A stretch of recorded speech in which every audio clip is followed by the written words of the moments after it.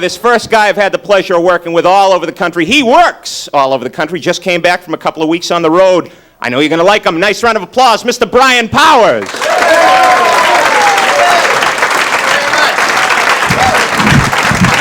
Thank you, Michael. Thank you. You. Folks sound in a good mood this evening? Feeling good?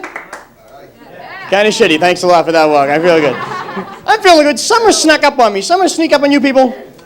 You know what I noticed? I've been driving around the highways in Massachusetts. I got back in town, and I figured something out. We don't need weathermen. We don't need newscasters to tell us summertime in Massachusetts. You know how we can tell? Because as soon as it gets summertime around here, we put a construction crew in every major highway in the Commonwealth. It's like some genius in the state says, hey, if the weather's nice, people will drive down the Cape, let's destroy the roads. Come on, let's go. And the most upsetting thing is you go past all this expensive construction equipment and there's no one doing a goddamn thing. You get to the end of 30 miles of ugly orange barrels and what do you find? 2 construction workers smoking a bone going, boy, did we screw it up today. I'm into driving now. I got myself a brand new automobile. Well, I'm lying. I bought a used car. The only reason I bought this car is the salesperson told me it only had one previous owner. Jerk didn't tell me it was Avis Rent-A-Car. The only thing that works in this automobile is the radio. And I like tuning out, driving down the street. But I found out all around the country we got some pretty dangerous radio stations. I'm talking about these mellow listening stations. You know, the soft rock. You know, the kind of radio station you're listening to just before you fall asleep behind the wheel. And you're going to fall asleep. They're playing Neil Diamond at 2 in the morning. Hey, Neil's bad enough to get a root canal 3 o'clock in the afternoon. 2 o'clock in the morning, this guy is dangerous. Neil Diamond, 2 in the morning. I am the moon, you are the stars. Drive off the road, crack up your car. Thank you. I don't know. And I was out in San Francisco, down in Atlanta, and we in Massachusetts are the world's worst drivers. How many people agree with me? We're the world's worst. You folks seem proud of this. I like that. We love to hit shit. I try to tell people, though, it's not our fault. The thing is, we let any moron in the world get a driver's license. We have the world's stupidest test, that written exam. Question number 1 on the Massachusetts State driver's exam. You are approaching an intersection. A blind man and his dog step off the curb. Do you A, gently tap him and let him know you're there? B, come to a complete stop, roll down your window and scream, it's a green light, asshole!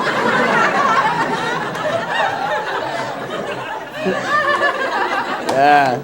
I was down in Alabama. I was doing some comedy down there, and I went to the Talladega 500. Auto racing is insane. These stock car races, these people, the crackers really love it, and it was kind of nice. Like 100,000 people go to the track, which is kind of exciting until about the 40th lap. Then you don't give a shit who's winning or losing. It's like I'm waiting for a helmet with the head to roll by. You know, like, let's do that. Unbelievable. Okay. I spent $45 to watch these people go in a circle. They were going nowhere as fast as they can. I could have got the same thrill from sticking my head in a jet engine and hitting pebbles going. I said they could make this a lot more interesting, couldn't they? Why put a stoplight out in the middle of the track, huh? You suckers stop at 200 miles an hour. Holy shit! How about a couple of potholes at the big straightaway? I think the best thing would maybe like a pedestrian crossing right about at the corner there. Like, holy shit, what was that?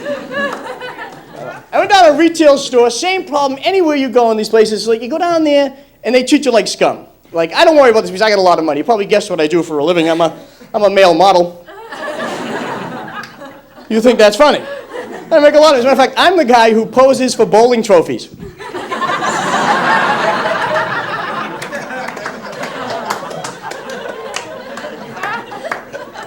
The problem I have, though, is you make your money, you go to spend it, they treat you like scum in these retail stores, don't they?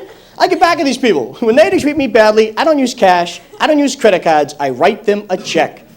This pisses them off to no end. The other day with the Kmart, where I get all my nifty clothing, thank you very much, like this leak-proof shirt I have on this evening, I go up to the cashier, I check out my checkbook and pen, I'm going to write a check. Cashier, like the true champion she is, starts ringing this stuff through. She's going, she totals up the sale, she looks me right in the eye and says, will that be cash or charge? Check. check, check, check, supervisor, supervisor. Pretty soon this little Gestapo type midget comes out of that me, right? She has a riding crop, monocle, and boots. So, you want to write a check, huh? You want to write a check? Okay. I need 2 IDs, a set of prints, and a urine specimen right now. Thank you very much. Enjoyed it. Thank you. Brian Powers. Come on up, Brian. Sit down, put one of these babies on. Brian Powers, ladies and gentlemen. Here, let's put it up a little higher up here. All right. That way we can hear you. All right. How you doing, Michael? I'm good, Brian. How about you? What, have you been up there 5 minutes? You're sweating like a dog already. This is why no one would dance with you in high school. You start sweating. It's like, I'm not dancing with a sponge, Ethel, if I get it. That was kind of horrible. Yeah, well, you shouldn't be sweating so much, all this clean living you're doing now, huh? Well, you know, I'm kind of guy straightening out my act, you know? Straighten your act out, did you? Yeah, I went out there. I figured I was, well, I'm going to the beach a lot. You like the beach? You're not a beach guy. Oh, right? look at me. I am Mr. Beach himself. Got my January look pretty much down. The Casper the Ghost look is in this summer, that's right. Edgar Winter, come on over. I'm not going in the sun. You go in the sun, you find out how bald you're really becoming. You know, you get that virgin Yeah, I have forehead. that happen all the time. I'd like to borrow some of that, actually. I go in the sun. I go in those Irish suntans. I like burn, blister, and peel. That's it. You know? Hasn't been a good summer. I don't go 3-4 layers of skin, actually. It's kind of tough. Well, you bring your kids to the beach? You're one of the few comics who's actually spawned. I took care of that, though. Passed his gene pool on to another strata of I humans. was in that kind of mood a couple of times. Yeah? 3 times. Actually, it took me 13 seconds. But, 13 seconds? One time was 10, and you can figure out the other 2, that's actually. right. You perform in Lexington and Concord with the Minutemen, don't you? Thank you very much. These Mike. are jokes, folks. Is this on? Yeah, right. I went on and got the vasectomy. It was kind of interesting. Did you really? Yeah, it was kind of wild. You kidding me? What the hell? I figured, you know, my wife actually wanted to get a natural vasectomy. She told me she'd help with the breathing and everything. Which is kind of,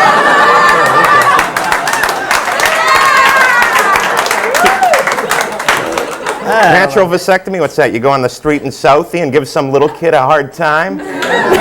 Comes out with a switchblade. Straightens it all out for you. No, but I just want to talk my family. My 5-year-old just used the phone again. Mike McDonald calls on the phone occasionally and introduces himself to my 5-year-old as Mike the Monster. This is Mike the Monster. I'm coming over your house and cut your head off. Hey, look, you got to know how to deal with those kids.